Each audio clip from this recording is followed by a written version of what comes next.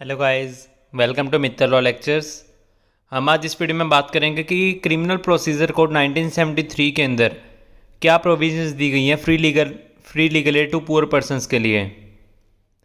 Appropriate arrangements for free legal aid are done not only in constitution but also in other laws. तो जो arrangements वगैरह दी गई हैं, जो व्यवस्थाएं वगैरह दी गई हैं लीगल एड के, जो फ्री लीगल एड के ज़रिए दी जाती हैं, ये सिर्फ कॉन्स्टिट्यूशन के अंदर ही नहीं दी गई बल्कि और भी लॉज के अंदर दी गई हैं। CPC 1973, CPC मतलब criminal procedure code 1973 is one among of them. तो जो क्रिमिनल प्रोसीजर कोड है, ये अदर लॉज जिनके ऊपर हमने फर्स्ट लाइन में बात करी है, ये उनमें से एक है कि इसमें भी क्रिमिनल प्रोसीजर कोड के अंदर भी फ्री लीगल एड के बारे में सर्विसेज वगैरह प्रोवाइड की गई हैं, अरेंजमेंट्स वगैरह किए गए हैं। Provisions of free legal aid schemes are significant step to enforce free legal aid scheme. तो जो प्रोविजंस वगैरह दी जाती हैं फ्री लीगल एड स्कीम के बारे में, ये एक तरीके का स्टेप है कि फ्री लीगल एड स्कीम जो है वो फ्री लीगल एड इन्फोर्स वगैरह करवाई जा सके। उसके लिए the arrangements in criminal procedure code 1973 section 303 and section 304 नीचे बताए गए हैं। सबसे पहले हम बात करेंगे सेक्शन 303 के बारे में। Right to defend of the person, कि जो पर्सन है उसका मतलब जो डिफेंस वगैरह कैसे किया जाए। Against whom the suit is filed, जिसके अगेंस्ट सूट वगैरह फाइल हुआ है। Any person accused of an offence, कोई भी पर्सन जो अक्यूज्ड है, जिसने कोई ऑफेंस वगैरह किया है, बिफोर अ क्रिमिनल कोर्ट और against whom proceedings are instituted under this code, जो क्रिमिनल कोड के अंदर मतलब उसको लाया गया है और वो पर्सन अक्यूज्ड है, क्रिमिनल ऑफेंस वगैरह उसने कोई करा है या कोई भी ऐसी प्रोसीडिंग करी है उसने जिसकी वजह से उसका जो सूट है वो क्रिमिनल प्रोसीजर कोड के अंदर चलाया जा रहा है उस पर। May of right be defended by a pleader of his choice, तो उसके पास ये राइट है कि वो अपनी मतलब पसंद के लॉयर से अपने केस को डिफेंड करवा सकता है स्टेट के ज़रिए, फ्री लीगल एड सर्विस के ज़रिए। अब हम बात करेंगे सेक्शन 304 की। In some cases legal aid to the accused on the expense of state, इन केसेस में जो लीगल एड की सर्विस वगैरह प्रोवाइड की जाती हैं, कि जो भी खर्चे वगैरह होते हैं लॉयर वगैरह के, वो सारे के सारे स्टेट की तरफ से भरे जाते हैं। Where in a trial before the court of sessions, जब कोर्ट ऑफ सेशन वगैरह में जो मतलब क्रिमिनल कोर्ट जिसे कह देते हैं, उसमें ट्रायल वगैरह चलाया जाता है जब अक्यूज्ड का। The accused is not represented by a pleader, तो जो अक्यूज्ड है उसको रिप्रेजेंट करने के लिए कोई भी एडवोकेट नहीं है उसके पास, अक्यूज्ड के पास। And where it appeals to the court that the accused has no sufficient means to engage a lawyer, और यहाँ तो जो अक्यूज्ड है वो अपील करता है कि मेरे पास कोई लॉयर नहीं है। अगर तो उसको अपने राइट के बारे में पता है, अगर तो उसको अपने राइट के बारे में नहीं पता, तो जो मतलब वहाँ पे जजेस वगैरह हैं वो उसको बताएंगे कि हाँ तुम्हारे पास ये राइट है कि तुम फ्री लीगल एड की सर्विस वगैरह ले सकते हो, अगर तुम्हारे पास सफिशिएंट मीन्स नहीं है लॉयर वगैरह अरेंज करने का, इंगेज करने का। तो the court shell assign a pleader for is defence eight the expenses of state, तो जो कोर्ट है वो एक असाइन करेगी प्लीडर, एक प्लीडर मतलब एडवोकेट है। तो जो कोर्ट है, कोर्ट एक प्लीडर को असाइन करेगी उसके केस के डिफेंस के लिए, और जो खर्चा होगा प्लीडर का, जो एडवोकेट का खर्चा वगैरह होगा, उसकी फीस वगैरह होगी, वो सारी की सारी स्टेट की तरफ से भरी जाएंगी एडवोकेट को। इसमें हमारा सेकंड पॉइंट ये है, द हाई कोर्ट में with the previous approval of the state government make rule providing for, तो जो हाई कोर्ट है वो मतलब जो स्टेट गवर्नमेंट का प्रीवियस अप्रूवल वगैरह, उसको पहले मतलब स्टेट गवर्नमेंट का अप्रूवल वगैरह लेना पड़ेगा इसके लिए, तो जो हाई कोर्ट है उसके लिए रूल वगैरह बना सकती है। The manner of selecting pleaders for defence under subsection 1, तो मतलब ये देखा जाएगा कि हाँ जो उस अक्यूज को मतलब जो प्लीडर वगैरह देना है उसकी सिलेक्शन वगैरह किस वे से की जाएगी, किस मैनर से उसको सेलेक्ट किया जाएगा, क्या देखकर। The facilities to be allowed to such pleaders by the court, और उस प्लीडर को जो मतलब फ्री लीगल एड वगैरह की सर्विस के लिए जो हायर किया गया है स्टेट की तरफ से अक्यूज के लिए, अक्यूज के केस को डिफेंड वगैरह करने के लिए, तो जो उसको फैसिलिटीज़ वगैरह क्या दी जाएंगी, क्या सुविधाएं वगैरह दी जाएंगी उस एडवोकेट को या प्लीडर को। The fees payable to the such pleader by the government, तो गवर्नमेंट की तरफ से उस प्लीडर को कितनी फीस वगैरह पे वगैरह की जाएगी, इसके बारे में सेक्शन 304 के अंदर बताया गया है। The state government may by notification direct that as from such date as may be specified by the notification, तो जो स्टेट गवर्नमेंट है वो नोटिफिकेशन के जरिए डायरेक्ट करेगी, बताएगी कि जब से मतलब ये नोटिफिकेशन वगैरह, जब सबसेक्शन 1 और सबसेक्शन 2 की जो प्रोसीडिंग्स वगैरह चल रही हैं, apply in relation to any class of trial before other courts. तो जब से प्रोसीडिंग वगैरह चली हैं तभी से ये मानकर चला जाएगा कि हाँ उस एडवोकेट को मतलब उसकी सर्विसेज वगैरह उसने अपनी स्टार्ट कर दी हैं। Other courts in the state as they apply in relation to trials before courts of sessions. This right to defend is provided to accuse person. तो जो राइट है मतलब अपना डिफेंस करने के लिए अक्यूज पर्सन को दिया गया है बाय द एडवोकेट, कि मतलब वो अपनी चॉइस के एडवोकेट से अपना केस का डिफेंस वगैरह करवा सकते हैं फ्री लीगल एड्स की सर्विस वगैरह यूज़ करके of his choice under section 303 of the criminal procedure code 1973। जो सेक्शन 303 है CPC का 1973 का, उसके अकॉर्डिंग। अब हम केस वगैरह की बात करेंगे। सबसे पहले इसमें हमारा केस है Ashish Chadha versus Shrimati Asha Kumari.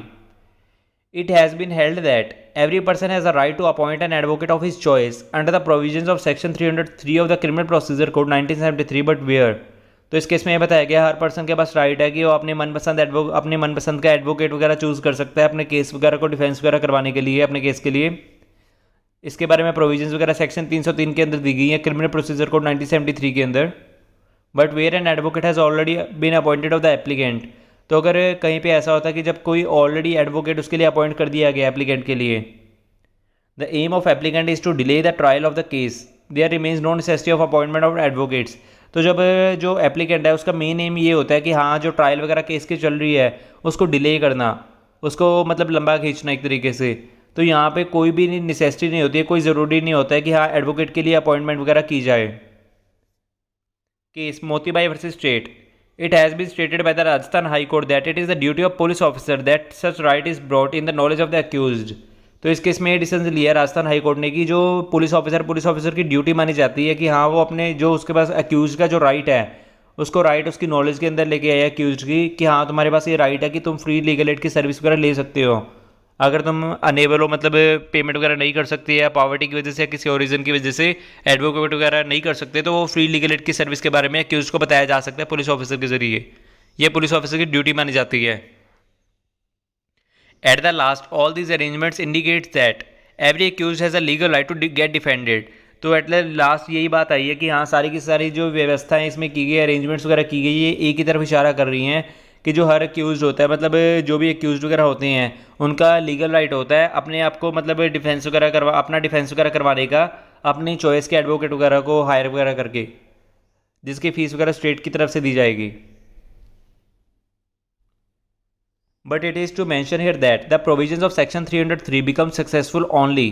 But यहाँ पे ये बात मेंशन की गई है जो सेक्शन 303 है वो तभी सक्सेसफुल होगा जब When the accused does not have sufficient means to appoint advocate। जब जो accused है उसके पास sufficient means नहीं होगा, जो उसके फॉर एग्जांपल उसके पास पैसे वगैरह नहीं होंगे या जिसकी वजह से वो एडवोकेट वगैरह को अपॉइंट नहीं कर सकता, then this arrangement becomes meaningless. But in case अगर उसके पास है सफिशिएंट मीन्स उसके बाद भी उसने अपने लिए एडवोकेट वगैरह नहीं अपॉइंट वगैरह किया तो ये मीनिंगलेस हो जाएगा उसके लिए ये वाला राइट, उसको ये राइट वगैरह की फैसिलिटी वगैरह नहीं दी जाएगी।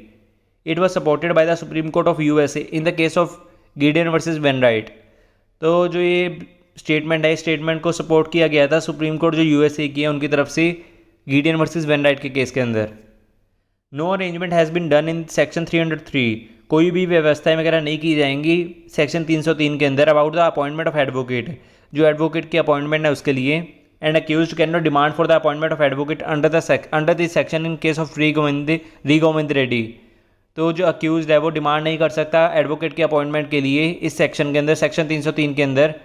ये केस ऑफ रिगोवेंडी रेड्डी के केस में बताया गया था। For this reason a provision has been made under section 304 of the criminal procedure code for appointment of an advocate at the expenses of the state for such persons.